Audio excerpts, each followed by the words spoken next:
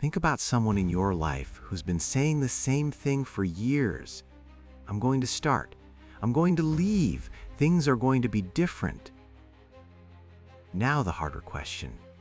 Is that person you? Because most of us carry a quiet list. Things we promised ourselves we'd change. And somehow, year after year, that list just stays there.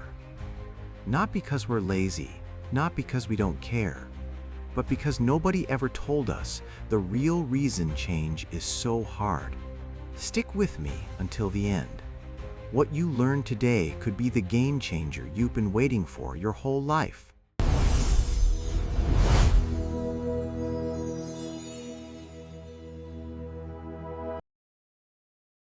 Meet David, 34, a job he didn't love, a life that looked fine from the outside and felt hollow on the inside.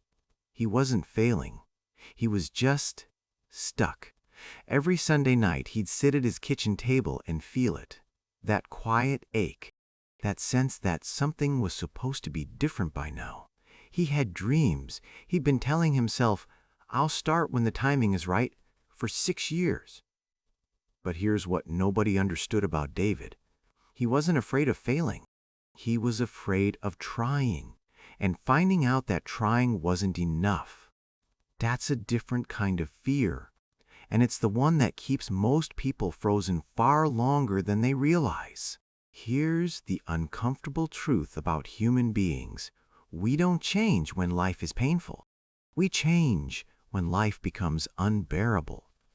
Psychologists call it the contemplation trap, the stage where you know something needs to change, you want it to, but you haven't paid a high enough price to actually move. Most of us live in managed discomfort, not happy enough to feel grateful, not suffering enough to feel desperate, just uncomfortable enough to complain, and comfortable enough to stay. And in that padded middle ground, we can wait for years. David knew this better than anyone. His dream was still alive, but it was getting quieter. Then something happened, and it wasn't dramatic. It was a Tuesday afternoon. A colleague named Marcus stood up to present a project. He stumbled. His slides weren't perfect. His idea was rough. But it was his. And as David watched, he felt something crack open in his chest. Not jealousy. Something worse. Recognition. Marcus wasn't smarter, wasn't braver, wasn't more prepared. He'd simply decided that an imperfect start was better than a perfect standstill. David drove home in silence.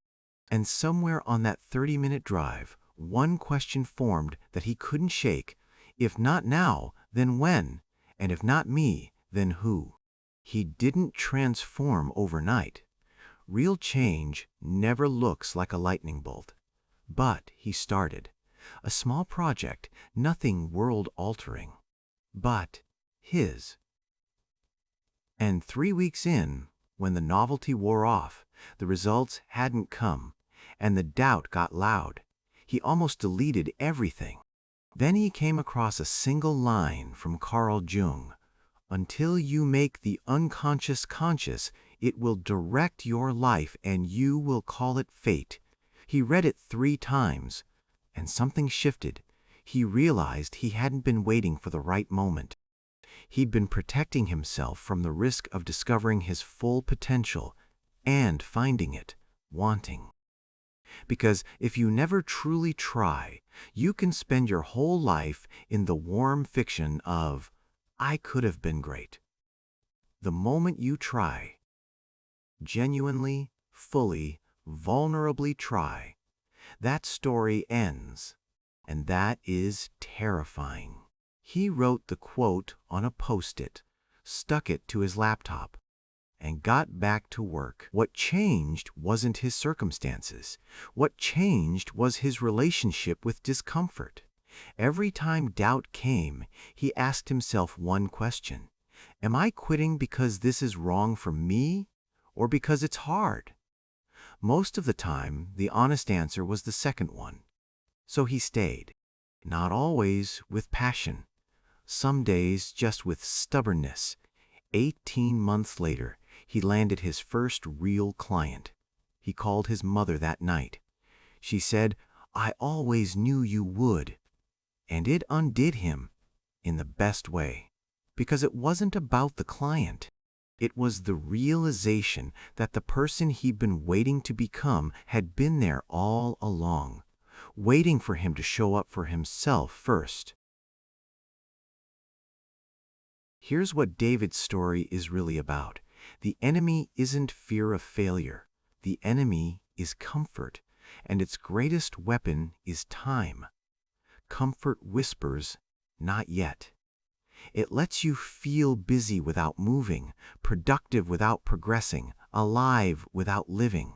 The people who change aren't the ones who found the perfect moment. They're the ones who got tired of waiting for it. So, that list you carry, how long have you been waiting? Because one day you'll look back at this exact moment, and you'll either think, "That's when I started," or "That's when I almost did."